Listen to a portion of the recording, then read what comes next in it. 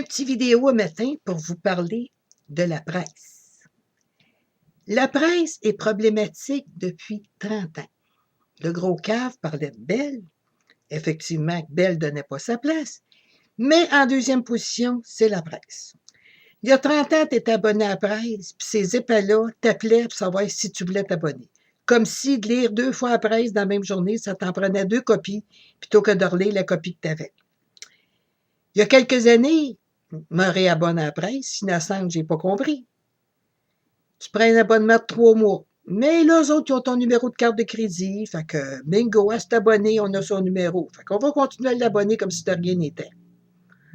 Il me semble qu'un minimum, c'est de valider, voir s'ils sont capables de nous appeler quand on est abonné, pour savoir si on peut s'abonner. Est-ce qu'on peut nous demander avant de réutiliser notre carte de crédit? Donc, depuis ce temps-là, fini la presse dans mon livre à moi. Si je ne suis pas capable de les payer par chèque ou de les payer comptant, je ne leur donne plus mon numéro de carte de crédit parce qu'ils ne sont pas fiables. Depuis 2 ans à peu près, la presse a une nouvelle stratégie. Ils décident de te shipper la presse, que t'en veuilles, que t'en veuilles pas. Garde, tu crisseras ça au recyclage si le cœur t'en dit, mais nous autres, on décide de te l'envoyer. La semaine passée, je me suis fait réveiller samedi matin, j'ai commencé à la recevoir vendredi. Samedi matin, on me réveille pour me demander si je suis contente. Non, je ne suis pas contente, puis en plus de me faire réveiller, je ne suis pas contente, puis c'est toujours la même raison pourquoi je ne veux pas m'abonner. Dimanche, congé, youpi, on ne l'a pas. Lundi matin, je l'ai encore. Asti. Prends le courriel. Là, cette fois-ci, j'ai écrit à l'administration de la presse, me disant désolé, qu'on était pour retirer mon nom de toutes les listes.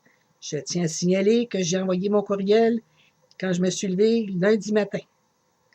On m'a répondu vers la fin de la journée. Je me suis dit, bien, probablement que dans la journée, ils l'ont fait. Mais non.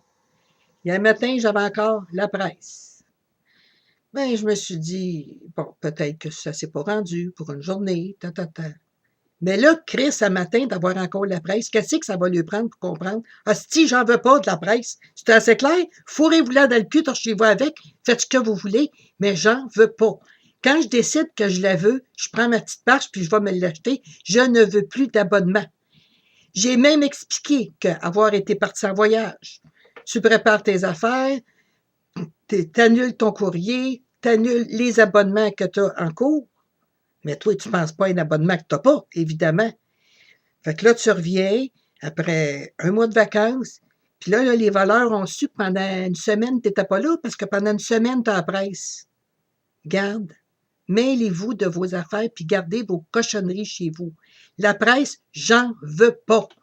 Va-tu falloir que je vous le dise sur un autre ton? Là, j'ai choisi ce moyen-ci que je vais publier sur Facebook et je vais demander aux gens qui sont d'accord avec moi ou qui ont eu les mêmes ennuis de partager cette vidéo. Quand on dit non, c'est non. Merci.